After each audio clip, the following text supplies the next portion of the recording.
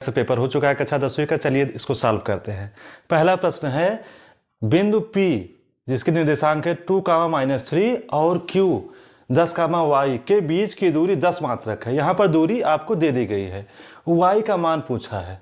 इस y का मान आपको पूछा है। विकल्प है, पहला विकल्प है -3, 9, दूसरा विकल्प है -9, 3, तीसरा है 9, 3 और चौथा है -9, 2। सारे विकल्प एक जैसे हैं। अब इसको सॉल्व करने का तरीका क्या होगा? हम लोग जानते हैं दो बिंदुओं के बीच की दूरी होती है √(x1 - x2) का whole square plus y1 - y2 का होल स्क्वायर। अब यहाँ पर x1 क्या है? x1 है 2, x1 की वैल्यू पुट कर दीजिए। x2 क्या है? 10, इसकी वैल्यू पुट कर देंगे। और y1 क्या है? y1 है -3, तो यहाँ -3 हो जाएगा। y2 क्या है? y2 है y, यहाँ पर y हो जाएगा। तो ये हो जाएगा 10 =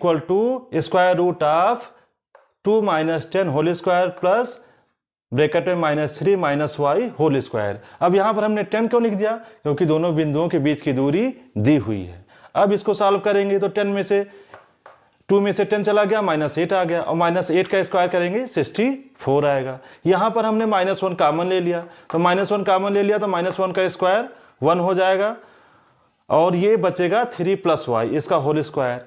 अब यहाँ पर 10 = आ गया √64 प्लस 3 + y का होल स्क्वायर। अब हमने दोनों पक्षों का वर्ग कर दिया, तो वर्ग करने पर क्या आ जाएगा? 10 10 जा 100 और यहाँ पर स्क्वायर रूट हट जाएगा तो 64 प्लस 3 + y का होल स्क्वायर ये बच जाएगा। अब ये जो 64 है इधर जाएगा। 64 कहाँ जाएगा? 64 यहाँ से इधर जाएगा पक्षांतर होके, तो माइनस में हो जाएगा। तो ये मिल जाएगा 3 + y का होल स्क्वायर = 100 - 64। क्या मिल जाएगा? 100 - 64। अब 100 में से आप 64 घटाएंगे 36 आ जाएगा। 3 + y की वैल्यू क्या हो जाएगी? √36। ये जो स्क्वायर है इधर जाएगा तो स्क्वायर रूट में हो जाएगा। अब अगर 3 + y बराबर आ गया √36, 3 + y कितना आ गया? √36। अब 36 का जो वैल्यू होती है स्क्वायर रूट की, ये 2 हो सकती है। +6 का आप स्क्वायर करेंगे तब भी 36 आएगा, -6 का स्क्वायर करेंगे तब भी 36 आएगा। तो 3 + y की 2 वैल्यूज होंगी, +6 और -6। यही क्रूशियल पॉइंट है। अगर आप 3 + y बराबर +6 लेंगे तो y बराबर क्या हो जाएगा? 3 उधर जाके घट के 3 दे देगा, 6 - 3 = 3। अगर आप 3 + y की वैल्यू -6 लेंगे तो y बराबर आ जाएगा -6 - 3 = -9। तो हमें y की 2 वैल्यूज मिल गई, -9 और 3। इसीलिए यहाँ पर विकल्प 2 एकदम सही हो जाएगा, y बराबर -9 और 3। अगला क्वेश्चन है संख्या 129/125 के दशमलव प्रसार में अंकों की संख्या होगी। विकल्प ए 1, विकल्प बी 2, विकल्प सी 3 और विकल्प डी 4। अब इसका हल देखते हैं। संख्या 129/125 यह एक परिमेय संख्या है और परिमेय संख्या में अगर हम अंश में और हर में सेम संख्या से मल्टीप्लाई कर दें तो संख्या का मान नहीं बदलता है। हम 129/125 को लिख सकते हैं 129/5 × 5 × 5। 125 को हम लिख सकते हैं ना 5 × 5 × 5। अब अगर हम ऊपर भी 2 × 2 × 2 से मल्टीप्लाई कर दें और नीचे 2 × 2 × 2 से मल्टीप्लाई कर दें तो क्या हो जाएगा? 129 × 2 × 2 × 2 बटे 5 × 2 × 5 × 2 × 5 × 2। अब ये क्या हो गया? 5 2 जा 10, 5 2 जा 10, 5 2 जा 10। तो ये हो जाएगा 129 × 8, 2 दूना 4 दूना 8, 129 × 8 बटे 10 × 10 × 10। और ये क्या है? 10 दाम 100 दाम में 1000। तो क्या मिल गया हमें? 129 × 8 बटे 1000। मल्टीप्लाई करेंगे 8 9 72 के 2 हाथ से लगा 7, 8 दूना 16 7 23 के 3 हाथ से लगा 2, 8 एकम 8 2 10, 1032 बटे 1000 आ गया। अब हमें पता है कि अगर हम 1000 से किसी संख्या को भाग देते हैं तो यहाँ पर 3 जीरो हैं, 1 2 3, तो 3 अंक पे दशमलव लग जाएगा। तो ये हो जाएगा 1.032। इसमें कुल कितने अंक हैं? 1 2 3 4, 4 अंक है। तो विकल्प कौन सा सही हो जाएगा? डी वाला विकल्प। इसके दशमलव प्रसार में कितने अंकों की संख्या होगी? 4 अंकों की संख्या होगी। ठीक है, बढ़ते हैं अगले क्वेश्चन की तरफ। अगला प्रश्न है यदि 26 और 156 का लासा 156 है। दो संख्याएं दी हैं, पहली संख्या है 26, दूसरी है 156 और उनका लघुत्तम समापवर्त जो एलसीएम है वो 156 दिया हुआ है। अब आपको मासा फाइंड आउट करना है। मासा का मान होगा, विकल्प ए है 156, विकल्प बी है 26, विकल्प सी है 13 और विकल्प डी है 6। अब देखते हैं, हमें पता है कि पहली संख्या गुणे दूसरी संख्या, पहली संख्या और गुणे दूसरी संख्या करेंगे तो क्या आ जाएगा? लासा गुणे मासा। ये फार्मूला होता है पहली संख्या और दूसरी संख्या को मल्टीप्लाई करेंगे तो लासा मासा गुणनफल के बराबर होता है। तो यहाँ से मासा बराबर क्या मिल जाएगा, पहली संख्या गुणे दूसरी संख्या बटे लासा। अब इस फार्मूले हम रख देते हैं, पहली संख्या है 26, दूसरी है 156 और बटे लासा 156। 156 से 156 कैंसिल आउट हो गया, मासा क्या मिल गया हमें 26। तो ये तो देखते ही लगने वाला सवाल था, मासा क्या हो जाएगा 26। विकल्प बी यहाँ पर सही है आपका। क्वेश्चन नंबर 4 है, वह बड़ी से बड़ी संख्या ज्ञात कीजिए जिससे 245 और 1037 को विभाजित करने पर प्रत्येक दशा में शेषफल 5 प्राप्त होता है, वह संख्या कौन सी होगी। अर्थात हमें ऐसी संख्या बतानी है जिससे अगर हम 245 को भाग दें और 1037 को भाग दें तो हर दशा में शेषफल कितना आए, 5 आए। कितना आए, शेषफल 5 आए। ऑप्शन ए है 22, ऑप्शन बी है 23, ऑप्शन सी है 24 या 24, ऑप्शन डी है 25। इसका आंसर हो जाएगा 24। अब देखिए इसका हल कैसे होगा। हमें शेषफल कितना लाना है, 5। तो हम क्या करेंगे, 5 घटा देंगे। 245 में से 5 घटा लेंगे, हमें मिल जाएगा 240 और 1037 में से 5 घटा लेंगे, हमें मिल जाएगा 1032। अब इन दोनों संख्याओं का मासा निकालेंगे। मासा क्या होता है, मासा वह बड़ी से बड़ी संख्या होता है जो इन दोनों संख्याओं को पूर्णतः विभाजित कर दे। तो हमें एक बड़ी से बड़ी संख्या मिल जाएगी जो इनको विभाजित कर देगी, इनको विभाजित कर देगी। जब 240 कट जाएगा तो 245 को भाग देने में कितना बचेगा शेषफल, 5। 1032 कट जाएगा उस संख्या से तो 1037 को भाग देने पर शेषफल कितना बचेगा, 5। अब यही करने हम चल रहे हैं। 240 का भाग गुणनखंड करेंगे, कितना आ जाएगा, 240 को आप 2 से काटिए, 240 का आधा 120, फिर 2 से काटिए, 120 का आधा 60, फिर 2 से काटिए, 60 का आधा 30, फिर 2 से काटिए, 30 का आधा 15। अब 15 3 से कट जाएगा, 3 बचे 15, 5 एकम 5।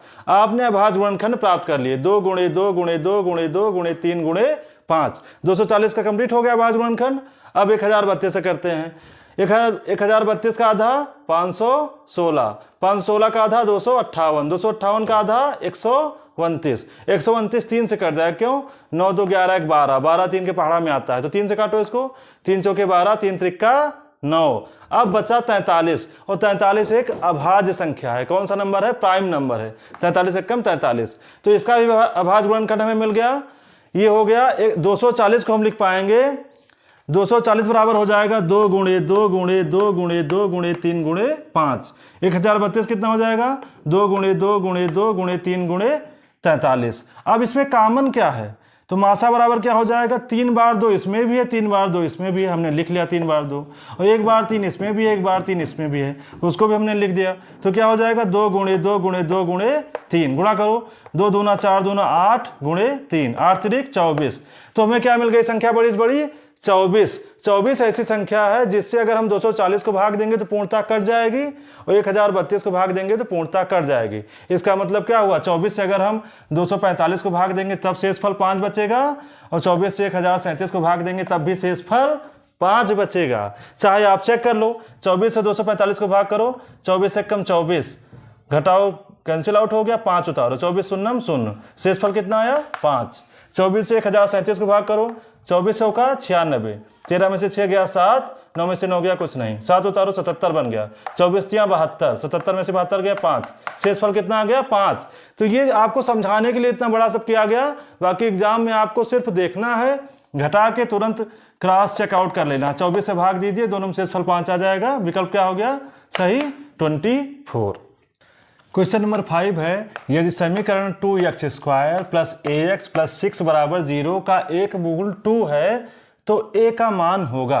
आपको एक द्विघात समीकरण दिया हुआ है और यहाँ पर एक अननोन कांस्टेंट दिया है a, और आपको बता दिया गया कि इस द्विघात समीकरण का एक मूल है 2। तो अगर इसका एक मूल 2 है तो इसको सेटिस्फाई करेगा, वही हम करने चल रहे हैं। तो विकल्प है पहला, विकल्प ए 7, विकल्प बी 7/2, विकल्प सी -7/2 और विकल्प डी है -7। इसका आंसर हो जाएगा -7। देखिए कैसे, अगर 2 इसका मूल है इस समीकरण का तो 2 इसको सेटिस्फाई करेगा। तो यहाँ पर 2x² प्लस ax प्लस 6 बराबर 0 में x बराबर क्या रख दीजिए, x बराबर 2 रख दीजिए। तो क्या हो जाएगा 2 × 2² प्लस a × 2 प्लस 6 बराबर 0। अब 2 दूना 4 दूना 8, ये कितना हो जाएगा 8 प्लस 2a प्लस 6 बराबर 0, 8 6 14 प्लस प्लस ऐड हो जाएगा, 8 6 14, 14 उधर जाएगा माइनस हो जाएगा, तो 2a बराबर -14। तो a बराबर, अब 2 यहाँ मल्टीप्लाई में इधर जाएगा डिवाइड में हो जाएगा, a बराबर हो जाएगा -14/2। तो एक वैल्यू कितनी आ जाएगी 2 7 14 -7, ए बराबर कितना आया -7। विकल्प डी आपका सही है, ए बराबर -7। अगला क्वेश्चन है क्वेश्चन नंबर 6। दो संख्याओं का योगफल और अंतर क्रमशः 8 और 2 है। कितना है? उनका योगफल करने पे 8 आ रहा है और अंतर करने पर 2 आ रहा है। तो वह संख्याएं होंगी option A 6,2, option B 5,3, option C 7,1 और ऑप्शन डी 1,2। अर्थात ऐसी संख्याएं बतानी है जिनका योगफल करने पर 8 आ जाए और उनको घटाने पर 2 आ जाए। तो बहुत हिट एंड ट्रायल मेथड कर लीजिए। 6 2 8 तो हो गया, लेकिन घटाने पर 4 आ रहा है, ये नहीं होगा। 5 3 8 और घटाने पर 2 आ रहा है, यही सही हो जाएगा, बी वाला सही है। लेकिन अगर आपको लगाना पड़ता है एग्जाम में तो कैसे लगाते? मान लीजिए दो संख्याएं हैं x और y, तो x + y बराबर 8 फर्स्ट समीकरण हो गया, x - y बराबर 2 दूसरा समीकरण हो गया। अब दोनों को ऐड कर लीजिए तो y से y कैंसिल आउट हो जाएगा और ये x मिलके 2x हो जाएगा। 2x बराबर 8 2 10, तो x बराबर कितना हो जाएगा? 2 से 10 को भाग कर दीजिए 5, तो x की वैल्यू में कितनी मिल गई? 5 मिल गई। अब x की ये वैल्यू इसमें पुट कर दीजिए, x + y बराबर 8 में, तो 5 + y बराबर 8 आ जाएगा। y बराबर ये 5 पक्षांतर होकर उधर जाएगा माइनस में, 8 - 5, y बराबर कितना हो जाएगा? 3। तो इस तरह से x बराबर 5 और y बराबर 3 हमें वैल्यूज मिल गई। ये संख्याएं क्या हो जाएंगी? 5 और 3। ऑप्शन बी सही हो जाएगा। अगला प्रश्न है समीकरण 4x² - 12x + 9 बराबर 0 के मूल होंगे। आपको एक द्विघात समीकरण दिया गया है और उसके मूलों की प्रकृति पूछी गई है। उसके मूलों की प्रकृति क्या होगी आपको बताना है। ऑप्शन ए है वास्तविक और असमान, अर्थात इस समीकरण के मूल वास्तविक और असमान होंगे। ऑप्शन बी वास्तविक नहीं होंगे, अर्थात काल्पनिक होंगे। ऑप्शन सी है वास्तविक और बराबर होंगे और ऑप्शन डी है शून्य होंगे। तो बहुत ही इजी क्वेश्चन है। यहाँ पर इसकी तुलना आप कर लीजिए ax² + bx + c बराबर 0 से। तो a की वैल्यू कितनी हो जाएगी? एक वैल्यू आ जाएगी 4। b की वैल्यू कितनी हो जाएगी? बिग वैल्यू हो जाएगी -12 और c की वैल्यू कितनी हो जाएगी? 9। अब आप विविक्त कर निकाल लीजिए। विविक्त कर हो जाता है b² - 4ac, तो b कितना है? -12, तो -12 के स्क्वायर -4, a की वैल्यू 4 है और c की वैल्यू 9। इसको सॉल्व करेंगे तो 12 बराबर 144 और 4 चौके 16 9 या 144। 144 में से 144 घट गया, 0 आ गया। अर्थात आपका जो विविक्त कर था वो 0 आ गया। और अगर विविक्त कर 0 आ जाए तो क्या होता है? मूल बराबर होते हैं और वास्तविक होते हैं। तो कौन सा विकल्प सही हो जाएगा? तीसरा वाला विकल्प, मूल वास्तविक होंगे और बराबर होंगे। और एक इजी मेथड है, आपको ये कुछ दिख रहा है, एक आइडेंटिटी है a - b का होल स्क्वायर। कौन सी आइडेंटिटी है? a - b का होल स्क्वायर। यहाँ पे 9 3 का स्क्वायर है और 4x² 2x का स्क्वायर है और ये जो है 2ab है, 2 × 2x × 3। देखिए इसको 4x² - 12x + 9 है, इसको हमने लिख दिया 2x का होल स्क्वायर -2 × 2x × 3 + 3 का होल स्क्वायर। अब इसको हम लिख सकते हैं 2x - 3 का होल स्क्वायर। अब 2x - 3 का होल स्क्वायर बराबर 0, इसका मतलब क्या हुआ? 2x - 3 बराबर 0। और जब 2x - 3 0 हो जाएगा तो x बराबर कितना आ जाएगा? -3 इधर आएगा +3 हो जाएगा और 2 इधर आएगा तो बट्टे में हो जाएगा, तो x बराबर 3/2 हो जाएगा। इसका मतलब क्या हुआ? इसके दोनों मूल जो हैं 3/2 3/2 हैं। अल्फा बराबर बीटा बराबर 3/2, तो 3/2 एक वास्तविक संख्या है क्योंकि ये परिमेय संख्या है और दोनों मूल बराबर हैं। तो अपने आप क्या ऑप्शन आ गया? वास्तविक और बराबर होंगे। क्वेश्चन नंबर 8 देखते हैं। दो बिंदुओं 2,3 और 4,1 के बीच की दूरी क्या होगी? ऑप्शन ए है 2, ऑप्शन बी है 2√3, ऑप्शन सी है 2√2 और ऑप्शन डी है 3। इसका आंसर हो जाएगा 2√2।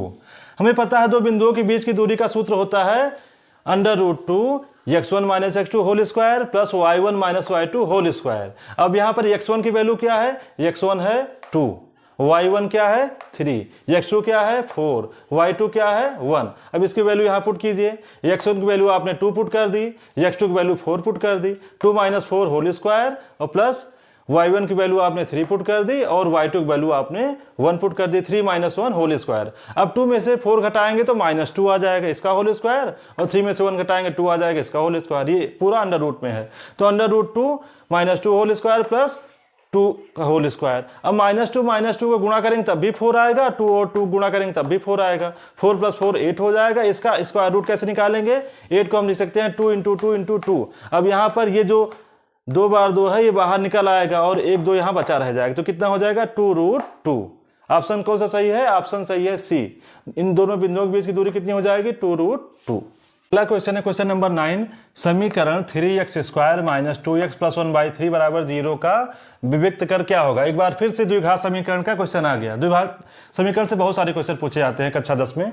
तो यहाँ पर हम क्या करेंगे, यहाँ पर हम इसकी तुलना कर लेंगे। 3x square minus 2x plus 1/3 बराबर 0, इसकी तुलना करेंगे ax square plus bx plus c बराबर 0 से। तो a कितना आ गया, a है 3, b कितना आ गया -2, b क्या होता है, x का गुणांक होता है, c क्या आ जाएगा, c बराबर आ जाएगा 1/3। कांस्टेंट टर्म जो होता है वो c होता है। तो c की वैल्यू आ गई 1/3, b आ गया -2 और a आ गया 3। अब हम निकालेंगे सूत्र से विविक्त कर क्या होता है, b square minus 4ac, b की वैल्यू रखेंगे -2, तो -2 स्क्वायर माइनस 4, a की वैल्यू है 3 और c की वैल्यू क्या है 1/3। c की वैल्यू कितनी है 1/3। अब इसको सॉल्व करेंगे, -2 square minus 4 into 3 into 1/3, 3 cancel out हो गया, ये बचा 4 - 4 बराबर 0। तो इस समीकरण का विविक्त कर कौन सा होगा, डी, ऑप्शन डी सही है, 0 हो जाएगा। अगला क्वेश्चन है क्वेश्चन नंबर 10। दिए गए चित्र में त्रिभुज ABC, एक त्रिभुज ABC दिया हुआ है। ABC के आधार BC के समांतर, आधार BC के समांतर एक रेखा DE खींची हुई है। क्या रेखा खींची है, रेखाखंड DE खींचा गया है। DB की वैल्यू आपको दी है, DB बराबर 7.2 सेंटीमीटर, AE बराबर दिया है आपको 1.8 सेंटीमीटर, EC की वैल्यू दी है 5.4 सेंटीमीटर। अब आपसे वो AD की वैल्यू पूछ रहा है, AD कितना होगा। ऑप्शन ए है 2 सेंटीमीटर, ऑप्शन बी है 2.1 सेंटीमीटर और ऑप्शन सी है 2.4 सेंटीमीटर और ऑप्शन डी है 2.5 सेंटीमीटर। कैसे करेंगे इसको, अब ये रेखाखंड DE BC के समांतर है, इसका मतलब हुआ ये कोण बराबर होंगे, एंगल डी एंगल बी के बराबर होगा, क्योंकि ये कौन से एंगल हैं, करस्पॉन्डिंग एंगल है, संगत कोण। ये कोण इसके बराबर होगा, संगत कोण है। तो जो त्रिभुज ADE है, देखिए त्रिभुज ADE त्रिभुज ABC के क्या होगा, सिमिलर होगा, समरूप होगा, क्योंकि जब दो कोण बराबर होते हैं तो तीसरा कोण अपने आप बराबर हो जाएगा, ये कॉमन ही है। तीनों कोण बराबर होने पर क्या होगा, ADE त्रिभुज ABC के समरूप होगा। क्या होगा, समरूप होगा। अगर समरूप होगा तो जो संगत भुजाएं हैं उनका अनुपात भी बराबर होगा। तो AD अनुपात AB, देखिए छोटे वाले त्रिभुज की भुजा है AD और बड़े वाले त्रिभुज की भुजा है AB। तो AD अनुपात AB बराबर क्या हो जाएगा, AE अनुपात AC। AC क्या है, बड़े वाले त्रिभुज की भुजा है, AE जो है छोटे वाले त्रिभुज की भुजा है। अब हम AD अपान AB बराबर AE अपान AC हो गया। अब AD तो AD रहने दीजिए, AD को हमने x मान लिया है, ठीक है। अब AB को हम क्या लिख सकते हैं, AB को हम लिख सकते हैं AD प्लस DB और इसी तरह से AC को हम लिख सकते हैं AE प्लस EC। क्या लिख सकते हैं, AE प्लस EC। अब यहाँ पर AD की वैल्यू आप x पुट कर दीजिए, DB की वैल्यू 7.2 पुट कर दीजिए, AE की वैल्यू 1.8 पुट कर दीजिए और AE प्लस EC, AE आपका 1.8 है और EC जो है 5.4 है। अब इसको सिंपली आपको सॉल्व करना है, यहां से करिए।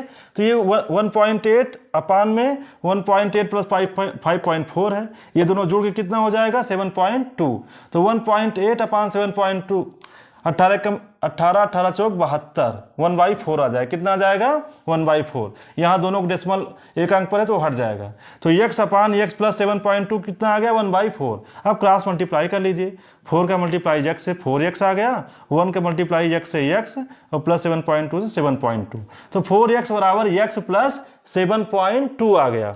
अब x को इधर लेके आएंगे तो कितना हो जाएगा 3x, 4x माइनस x बराबर 7.2, 4x में से x घट गया, 3x बराबर 7.2। अब ये जो 3 है x के गुणा में है, जो 3 इधर जाएगा तो डिवाइड में हो जाएगा, x बराबर 7.2 डिवाइडेड बाई 3 हो जाएगा। तो अगर 7.2 को 3 से भाग करेंगे कितना आएगा 2.4, 24 या 72 होता है, एक अंक पे दशमलव रहेगा। तो x बराबर कितना आ गया 2.4 सेंटीमीटर और x ही क्या है आपका AD है। तो आंसर कितना हो जाएगा, विकल्प सी सही है, 2.4 सेंटीमीटर। AD की लंबाई कितनी हो जाएगी 2.4 सेंटीमीटर, AD बराबर 2.4 सेंटीमीटर। क्वेश्चन नंबर 11 है, दो समरूप त्रिभुजों की ऊंचाइयां क्रमशः 3 सेंटीमीटर तथा 4 सेंटीमीटर है। त्रिभुजों के क्षेत्रफलों में क्या अनुपात होगा। देखिए यहाँ पर ऊंचाइयां दी हैं, इसकी हाइट 3 सेंटीमीटर है और दूसरे वाले त्रिभुज की 4 सेंटीमीटर है, लेकिन वो त्रिभुज क्या है, समरूप है। ऑप्शन ए है 9:16, ऑप्शन बी है 27:16, ऑप्शन सी है 16:81 और ऑप्शन डी है 4:9। इसका आंसर हो जाएगा 9:16। एक सीधी थ्योरम होती है कि समरूप त्रिभुजों के क्षेत्रफलों का अनुपात संगत ऊंचाइयों के वर्गों के अनुपात के बराबर होता है। 3 की ऊंचाइयां 3 और 4 हैं तो 3/4, 3/4 का वर्ग हो जाएगा बराबर 9/16 हो जाएगा। तो एरिया ऑफ त्रिभुज 1 और बटे एरिया ऑफ त्रिभुज 2 ये क्या हो जाएगा, 3/4 का वर्ग मतलब 9/16। ये तो एकदम सिंपल थ्योरम से आपने लगा दिया। लेकिन ये क्यों होता है, अगर ये आपको जानना है तो नीचे देखिए, हमने मान लिया दो समरूप त्रिभुज है PQR और P1Q1R1, ये हैं आपके दो समरूप त्रिभुज। यहाँ देखिए ध्यान से, PQR और P1Q1R1 दोनों समरूप त्रिभुज हैं। PQR की हाइट H1 है और P1Q1R1 की हाइट H2 है, हमने मान लिया है। इसका बेस QR है, इसका बेस Q1R1 है। हम मान ले रहे हैं कि PQR का एरिया है A1 और P1Q1R1 का एरिया है A2। अब A1/A2 की वैल्यू क्या हो जाएगी, हमें पता है कि जो त्रिभुज का क्षेत्रफल होता है वो होता है 1/2 हाइट गुणे बेस, 1/2 ऊंचाई गुणे आधार। तो ये हो जाएगा 1/2 H1 गुणे QR, क्योंकि आपका QR बेस है, H1 हाइट है। और नीचे A2 हो जाएगा 1/2 गुणे H2 और गुणे बेस Q1R1। अब 1/2 कैंसिल आउट हो जाएगा, ठीक। A1/A2 बराबर क्या हो बचा, H1/H2 गुणे QR/Q1R1। अब जो QR और Q1R1 है ये संगत भुजाओं का अनुपात है। QR इसकी भुजा है, Q1R1 इसकी भुजा है। तो जो संगत भुजाओं का अनुपात होता है वो जो है संगत भुजाओं के वर्गों का अनुपात क्षेत्रफलों के अनुपात के बराबर होता है। समरूप त्रिभुज में ऐसी थ्योरम होती है। तो QR/Q1R1 का वर्ग बराबर हो जाएगा A1/A2। A1 क्या है, इसका एरिया है, QR वाले त्रिभुज का एरिया है, और A2 है Q1R1 वाले त्रिभुज का एरिया। अब यहाँ से QR/Q1R1 क्या हो जाएगा, स्क्वायर रूट ऑफ A1/A2। ये वैल्यू आप रख दीजिए। तो हमने QR/Q1R1 की जगह ये वैल्यू रख दी स्क्वायर रूट ऑफ A1/A2। तो हमें क्या मिल गया, A1/A2 बराबर H1/H2 into square root of A1/A2। अब स्क्वायर रूट A1 जो है A1 को कट कर देगा, स्क्वायर रूट A2 को कट कर देगा तो कितना आ जाएगा, इसको स्क्वायर रूट ऑफ A1/A2 बराबर H1/H2। अब दोनों पक्षों को वर्ग कर दीजिए, तो A1/A2 बराबर आ जाएगा H1² तो यहाँ क्या प्रूव हो गया कि समरूप त्रिभुजों के क्षेत्रफलों का अनुपात उनकी संगत ऊंचाइयों के वर्गों के अनुपात के बराबर होता है। इसी थ्योरम का जस्ट एप्लीकेशन करके यहाँ पे 3 3 9 4 4 16 9/16, ऑप्शन ए सही है। क्वेश्चन नंबर 12 है, दिए गए चित्र में त्रिज्यखंड OAB, एक त्रिज्यखंड आपको दिया है OAB, इसकी त्रिज्या है 4 सेंटीमीटर। इसका क्षेत्रफल कितना होगा आपको बताना है। ऑप्शन ए है 4 सेंटीमीटर स्क्वायर, ऑप्शन बी है 4.19 सेंटीमीटर स्क्वायर, ऑप्शन सी है 4.91 सेंटीमीटर स्क्वायर और ऑप्शन डी है 5 सेंटीमीटर स्क्वायर। देखिए कैसे होगा, हमें पता है यहाँ पर त्रिज्यखंड में जो एंगल दिया हुआ है इसकी वैल्यू 30 अंश दे दी गई है, और त्रिज्यखंड का क्षेत्रफल होता है θ/360 इंटू πr²। यहाँ 360 क्यों किया गया है, क्योंकि जो यहाँ पर एंगल बनता है पूर्ण वृत्त में कंप्लीट सर्किल में वो 360 का होता है। तो 360 वाले एंगल का क्षेत्रफल कितना है πr²। तो इतने एंगल का क्या हो जाएगा, θ/360 इंटू πr²। अब यहाँ थीटा की वैल्यू रख देंगे 30 डिग्री, कितनी रख देंगे 30 डिग्री, 30/360 इंटू πr²। आर की वैल्यू कितनी है 4, आर की वैल्यू कितनी है 4। इसको सॉल्व कर लेंगे, 30 से भाग करेंगे 360 को, 10 से काट देंगे, 10 या 30 और 10 से काट देंगे इसको तो कितना आ जाएगा 10 या 30, ये आ जाएगा 36। फिर 3 से काट देंगे, 3 एकम 3, 3 बराबर 36, 1/12, 1/12 पाई की वैल्यू रख देंगे 22/7 और आर की वैल्यू रख देंगे 4। तो ये आ गया 1/12 गुणे 22/7 गुणे 4 इंटू 4। अब इसको सॉल्व करेंगे 22 इंटू 4 इंटू 4 बटे 12 गुणे 7, 4 एकम 4, 4 तियां 12। अब नीचे 7 त्रिक 21 आ गया, ऊपर 22 के 88 आ गया। अब भाग दीजिए 21 से 88 को, 21 के 84 बचा, नीचे 4, यहाँ दशमलव उतारिए 0, 21 एकम 21, 19 बचा। अब यहाँ दशमलव है पहले से, तो यहाँ 0 बढ़ जाएगा, 21 9 है 189। हम यहाँ पर सिर्फ 2 अंक निकाल के छोड़ क्यों देंगे, क्योंकि हमारे विकल्प में सिर्फ 2 अंक तक है। तो 4.19 सेंटीमीटर स्क्वायर, कौन सा विकल्प सही है, विकल्प बी। इस दिए अगला क्वेश्चन है क्वेश्चन नंबर 13, 2 tan स्क्वायर 45 अंश प्लस cos स्क्वायर 30 अंश माइनस sin स्क्वायर 60 अंश का मान क्या होगा। ये आपको एक त्रिकोणमितीय फलन दिया गया है, इसमें आपको मान बताना है। ऑप्शन ए है 1, ऑप्शन बी है √2, ऑप्शन सी है 2, ऑप्शन डी है इनमें से कोई नहीं। हमें पता है tan 45 की वैल्यू कितनी होती है 1, cos 30 की वैल्यू कितनी होती है √3/2 और sin 60 की वैल्यू क्या होती है √3/2। अब देखिए यहाँ पर cos 30 और sin 60 दोनों की वैल्यू बराबर होती है, इसलिए ये दोनों तो कैंसिल आउट हो जाएंगे। cos 30 और sin 60 की वैल्यू बराबर होती है, इसलिए दोनों कैंसिल आउट हो जाएंगे। बचा क्या रहेगा आपके पास? बचा रहेगा 2 tan स्क्वायर 45 अंश। तो 2 tan स्क्वायर 45 अंश plus cos square 30 minus sine square 60, ये दोनों कैंसिल आउट हो गए। बचा 2 tan स्क्वायर 45 अंश, tan 45 अंश की वैल्यू है 1, तो 2 × 1 बराबर 2। आंसर क्या हो जाएगा इसका? 2। विकल्प सी सही है। क्वेश्चन नंबर 14 है cos square 67 minus sine square 23 का मान कितना होगा? ऑप्शन ए है इन्फिनिटी, ऑप्शन बी है -1, ऑप्शन सी है 0 और ऑप्शन डी है 1।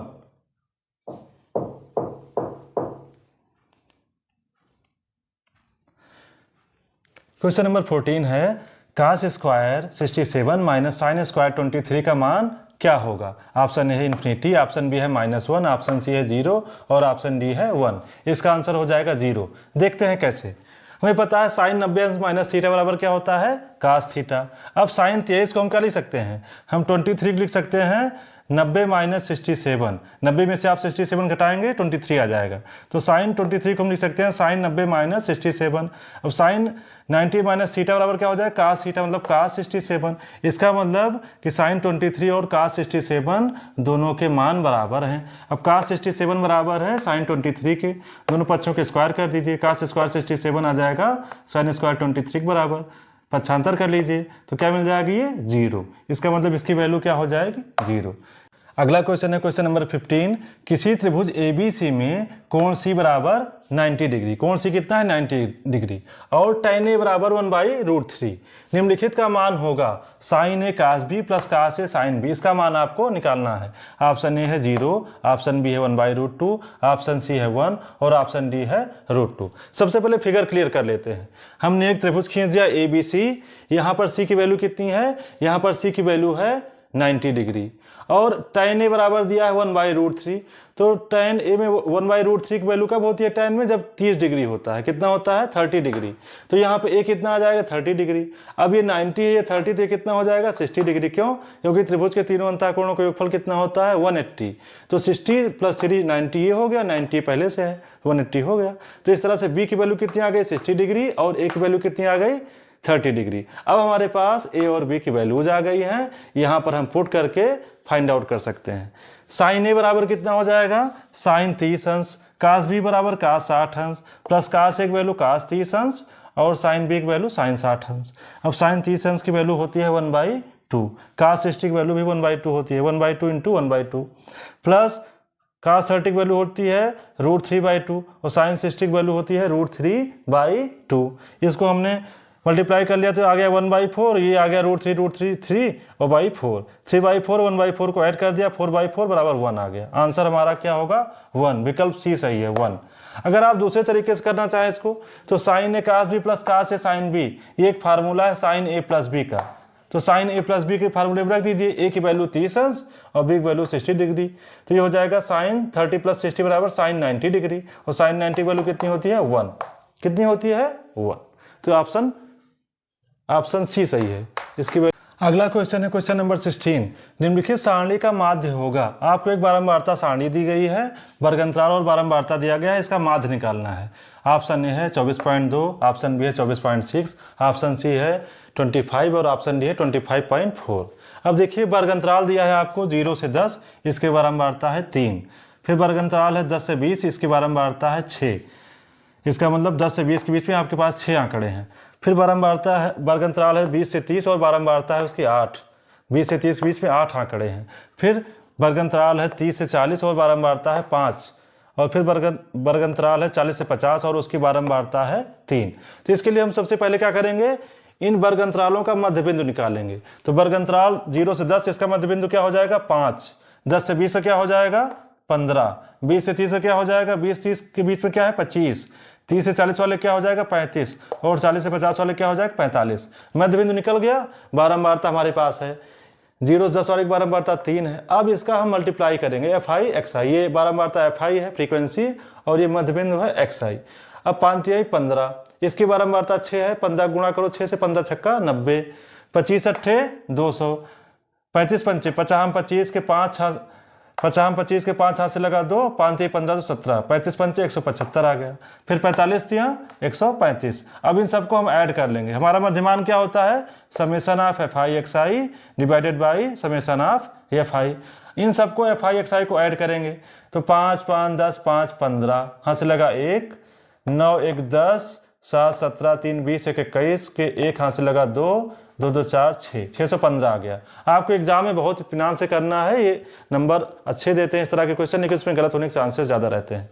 अब फिर समेशन एफ आई कर लेंगे तो 6 3 9 8 17 5 22 3 25, ये आ गया 25। अब इसको इससे भाग करेंगे 615 को 25 से, 5 से काट दीजिए तो 50 25, नीचे 5 आया और ऊपर 5 दूना 10, नहीं ऊपर 5 1 5, 5 दूना 10, 5 3 15, 123/5। अब 123 को 5 से भाग कीजिए, 5 दूना 10, 2 बचा, 5 चौके 20, 3 बचा, दशमलव लगा के 0 करो तो 5 छंग 30, 24.6 आपका आंसर आ गया, 24.6। कौन सा विकल्प सही है, विकल्प बी। इस नंबर 17 है, यदि एक वृत्त का परिमाप एक वर्ग के परिमाप के बराबर है। आपको कंडीशन दी है वृत्त का परिमाप वर्ग के परिमाप के बराबर है। अब आपसे पूछा गया है तो उनके क्षेत्रफलों का अनुपात क्या होगा, मतलब वृत्त का क्षेत्रफल अनुपात वर्ग का क्षेत्रफल, ये अनुपात क्या होगा। ऑप्शन ए है 22:7, ऑप्शन बी है 14:11, ऑप्शन सी है 7:22 और ऑप्शन डी है 11:14। इसका आंसर होगा 14:11। देखते हैं कैसे। हम एक वर्ग बना लेते हैं, एक वर्ग बनाते हैं, मान लेते हैं उसकी भुजा ए है, और एक वृत्त बना लेते हैं, इसकी रेडियस जो है आर है। तो वर्ग का परिमाप क्या होता है, 4 गुणे भुजा 4a, और इसका परिमाप अर्थात परिधि क्या होती है 2πr, 2 गुणे पाई गुणे त्रिज्या। अब 4a बराबर 2πr दिया हुआ है, तो यहाँ से a बराबर क्या हो जाएगा, 4 इधर जाएगा 2πr/4, 2 से 2 कैंसिल, 2 से 4 कैंसिल हो जाएगा, πr/2। तो हमारे पास कंडीशन रिलेशन आ गया a और r में, a बराबर क्या है πr/2।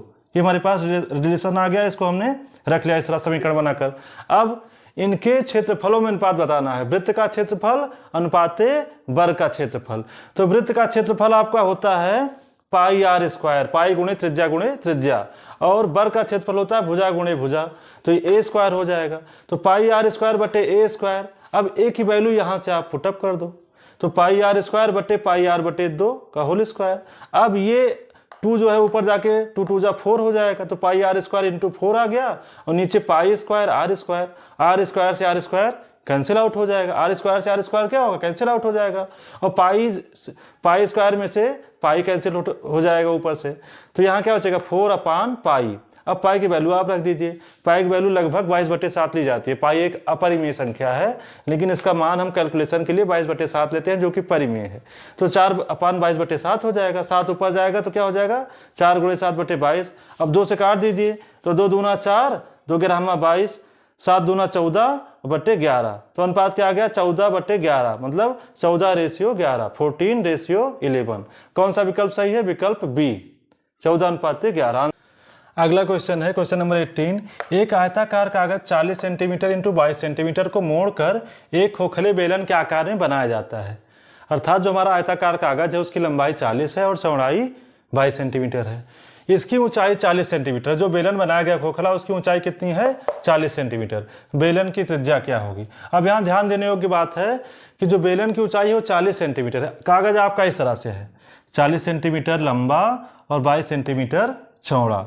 अब इसको जब लपेट के बनाया जाता है खोखला बेलन, तो बेलन की ऊंचाई क्या है 40 सेंटीमीटर। इसका मतलब कि जो कागज है इसको चौड़ाई के अनुदिश मोड़ा गया है। अर्थात जो ये आपका परिधि होगी वो किसके बराबर होगी 22 के बराबर। भाई परिधि इसकी चौड़ाई बराबर ही तो होगी। आप देखिए खोखला, ये आपका आयताकार कागज है, अगर इसकी लंबाई 40 है और चौड़ाई क्या है 20 है, इसको ऐसे हम मोड़ देंगे इस तरह से, तो ये जो लंबाई हो गई इसकी मान लीजिए 40 हो गई, तो जो परिधि है क्या होगी, परिधि जो है आपके 22 के बराबर होगी। तो यहाँ पर कंडीशन लगाई गई है। यहाँ पर हमने क्या कर दिया, इसकी त्रिज्या r मान ली, तो 2πr बराबर क्या हो जाएगा 22। तो r बराबर क्या हो जाएगा 22/2π। अब पाई की वैल्यू 22/7 रख दीजिए, 7 ऊपर चला गया, 22 से 22 कैंसिल हो गया, 7/2, और 7 का आधा कितना होता है 3.5, 3.5, अर्थात त्रिज्या कितनी आ गई 3.5 सेंटीमीटर। क्वेश्चन नंबर 19 है, निम्नलिखित सारणी का माध्यक वर्ग होगा। आपको मीडियन क्लास बताना है, माध्यिका वर्ग बताना है। सारणी दी है वर्ग अंतराल बारंबारता, 0 से 10 की बारंबारता 7 है, 10 से 20 की बारंबारता 5 है, 20 से 30 की बारंबारता 16 है, 30 से 40 के बीच बारंबारता 12 है और 40 से 50 की बारंबारता 2 है। तो माध्यिका वर्ग निकालने के लिए हम क्या करते हैं, एक टेबल बनाएंगे। पहले लिखेंगे वर्ग अंतराल, फिर बारंबारता, उसके बाद संचयी बारंबारता। तो 0 से 10 इसकी बारंबारता 7 है, संचयी बारंबारता भी 7 हो जाएगी। 10 से 20 इसकी बारंबारता 5 है, लेकिन संचयी बारंबारता क्या हो जाएगी, 7 5 12। इसी तरह से 20 से 30 वाले वर्ग की बारंबारता 16 है और संचयी बारंबारता क्या हो जाएगी, 12 16 28। 30 से 40 वाले वर्ग की संचयी बारंबारता क्या हो जाएगी, 12 28 40। 40 से 50 वाले की संचयी बारंबारता क्या हो जाएगी, 40 2 42। अब n बराबर हमें मिल गया 42। n बराबर क्या हो गया, 42। अब n/2 निकालेंगे। 42 को 2 से भाग करेंगे, कितना आएगा, 21। अब 21 किस वाले वर्ग में है, 10 से 20 वाले में होगा नहीं, 30 से 40 वाले में होगा नहीं, तो 20 से 30 वाले में होगा। तो माध्यिका वर्ग कौन सा है इसमें, 20 से 30 वाला। तो कौन सा ऑप्शन सही है, सी वाला ऑप्शन, 20 से 30। क्वेश्चन नंबर 20 है, यदि किसी बंटन के माध्य, माध्य मतलब समांतर माध्य, और माध्यक, माध्यक मतलब माध्यिका क्रमशः 24.5 और 26 है, मतलब आपका मीन दिया है 24.5 और मीडियन दी है 26, तो इसका बहुलक क्या होगा, मोड आपसे पूछा है। तो एक रिलेशन होता है, बहुलक बराबर होता है 3 गुणे माध्यिका माइनस 2 गुणे समांतर माध्य। इसमें हम रख देंगे 3 गुणे माध्यिका कितनी है आपकी, माध्यिका है 26, 3 गुणे 26 माइनस 2 गुणे समांतर माध्य कितना है, 24.5। 3 छंग 18 के 8 हाथ से लगा 1, 3 दूना 6 1 7, 78 आ गया। और 24 दूना 48 और 0.5 दूना 1, 48 1 49। तो 78 में से 49 घटाओ कितना आता है, 29। तो बहुलक कितना हो जाएगा, 29। विकल्प सी सही है, 29। इसका आंसर क्या हो जाएगा, बहुलक बराबर विकल्प सी 29।